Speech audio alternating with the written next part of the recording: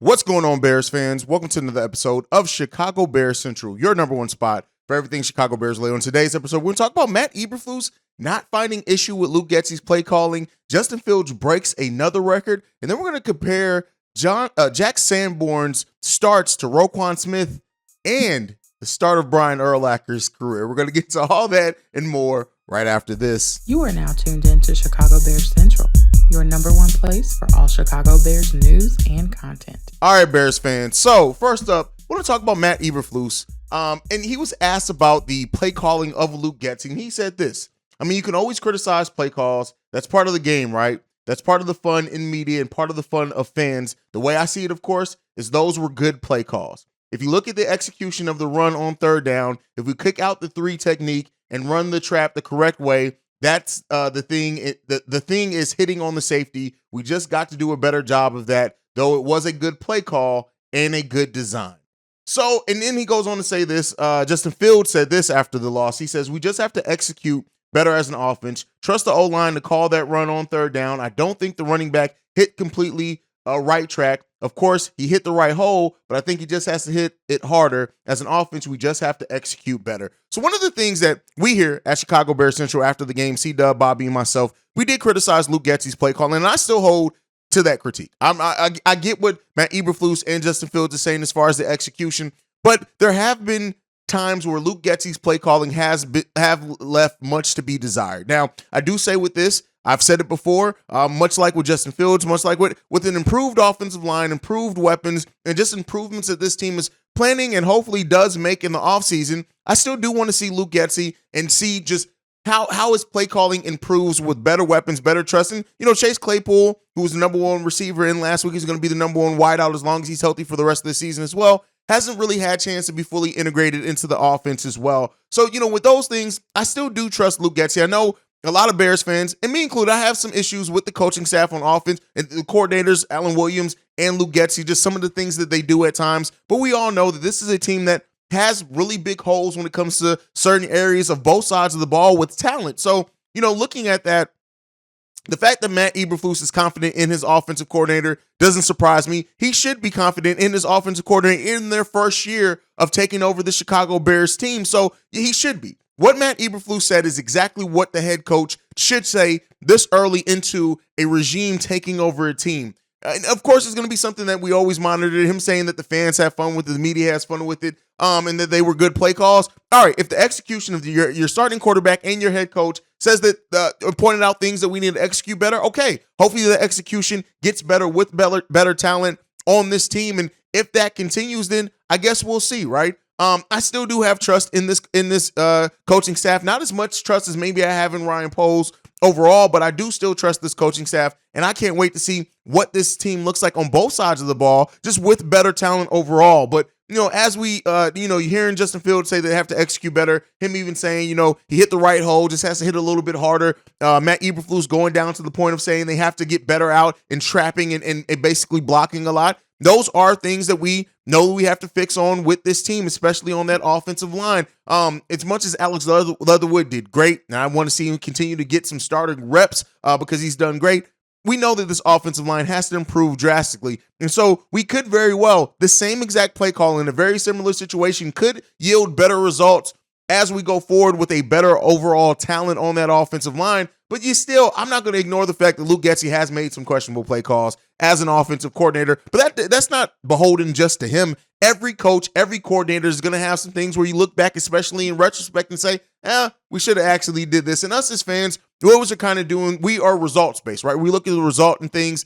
Coaches, they look at things a little bit different. With hindsight, you kind of always have it's easier to criticize.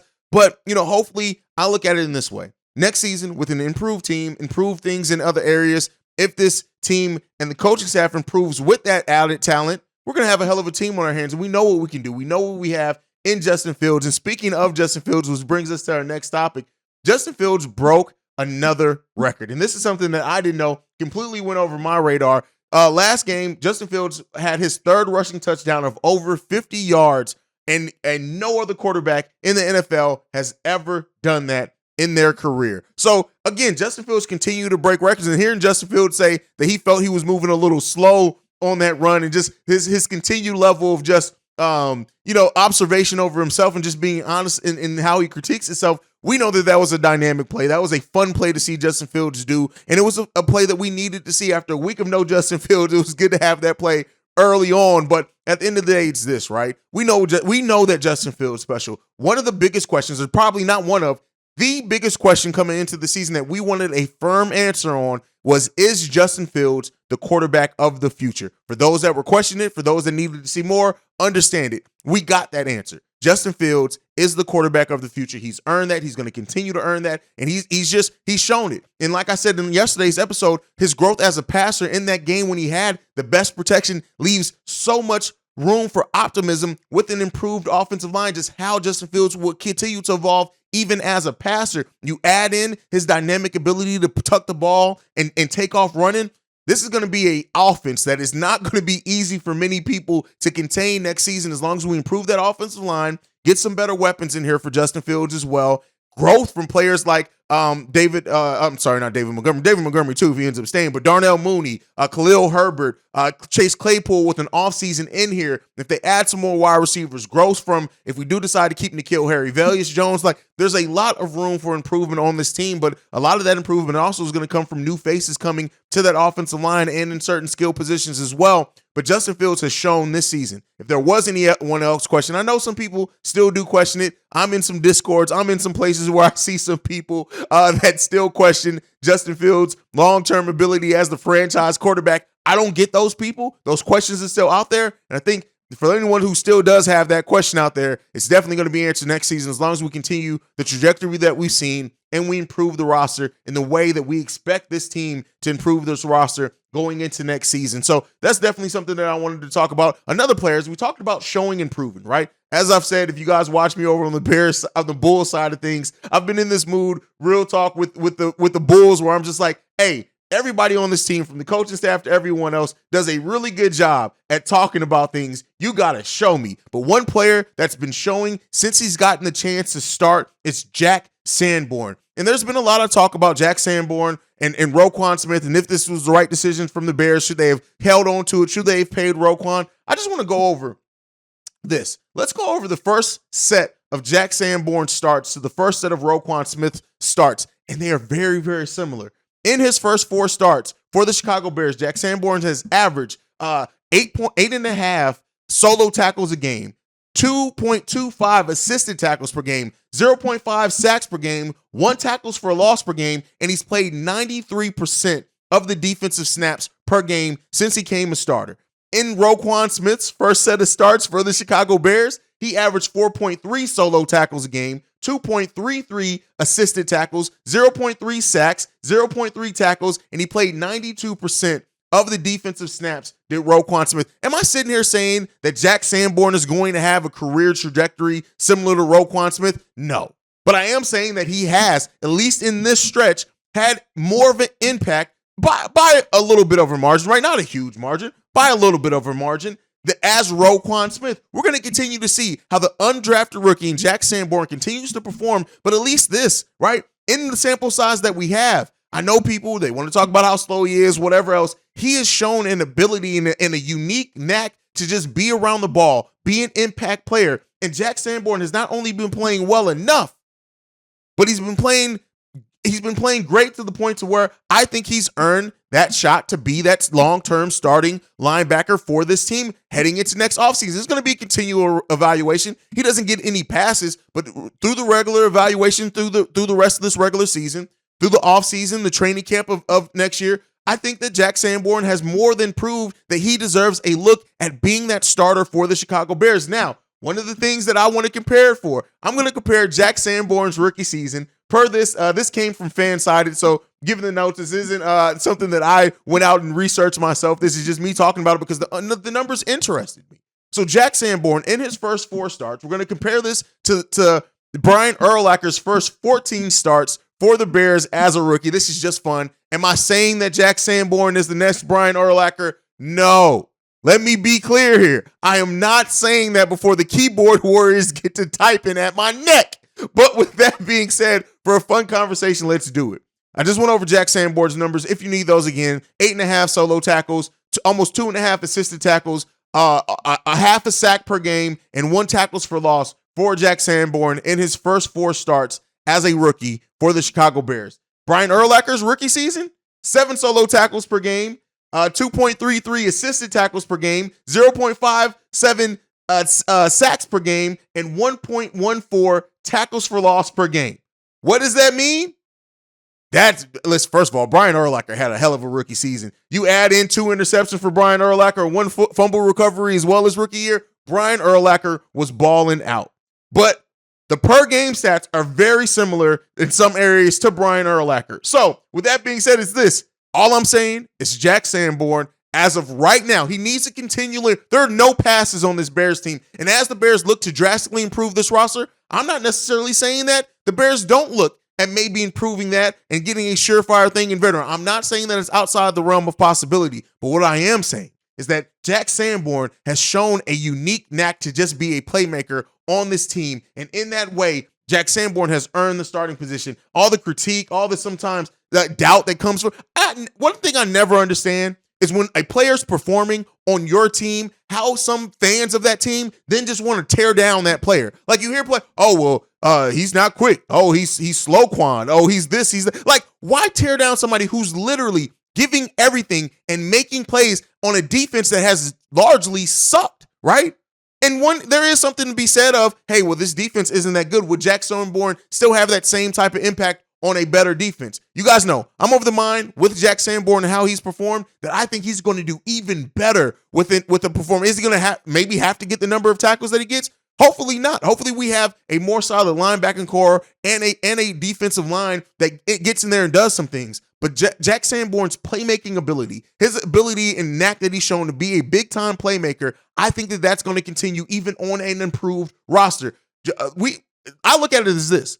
The Bears, as far as young players, right? We know we still got Eddie Jackson, things like that.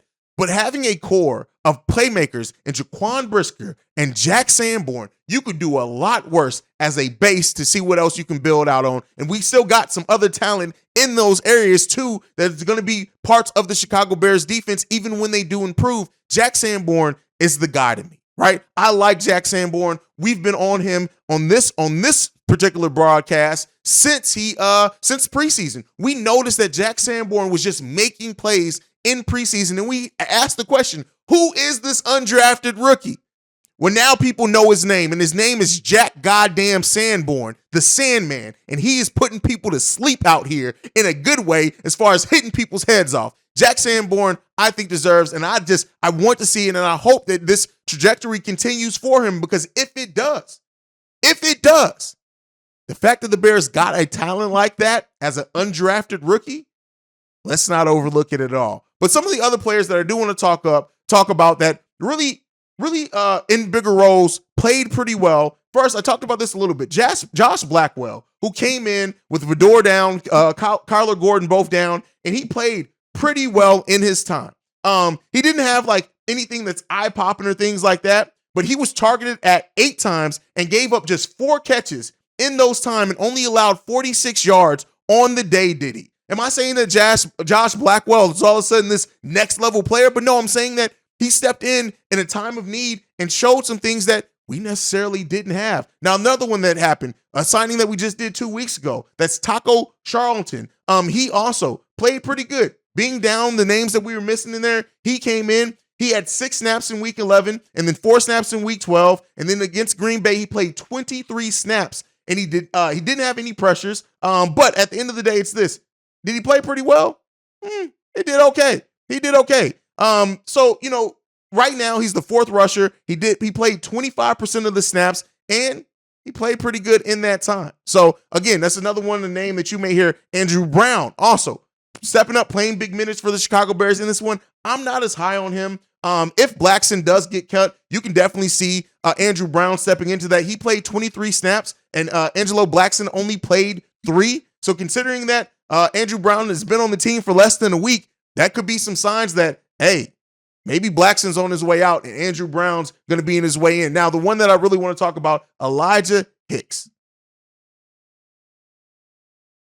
With Jaquan Brisker and Eddie Jackson out, we relied on Hicks, and he, again, stood out on the special teams specifically. So, whenever Brisker comes back, we'll see how it goes. But these are some players that really stood out for the Chicago Bears, I think, in the last game. Let me know what you guys think of those down below. Anybody else who stood out to you? But that is it for today's daily episode, at least right now. If anything crazy does drop, as the Bears have practice, things like that, we'll make sure we drop an episode. But other than that, make sure you're following the show at Chi Bears Central. You can send us any feedback, questions, comments, concerns, ChicagoBearsCentral@gmail.com. Lastly, if you want to leave a text and or voicemail, the number to do so, 773-242-9336. We are the number one spot for everything Chicago Bears related because of you guys. And like I like to end every episode on, bear down. Love you guys. And peace, y'all. This has been a presentation of the Break Media.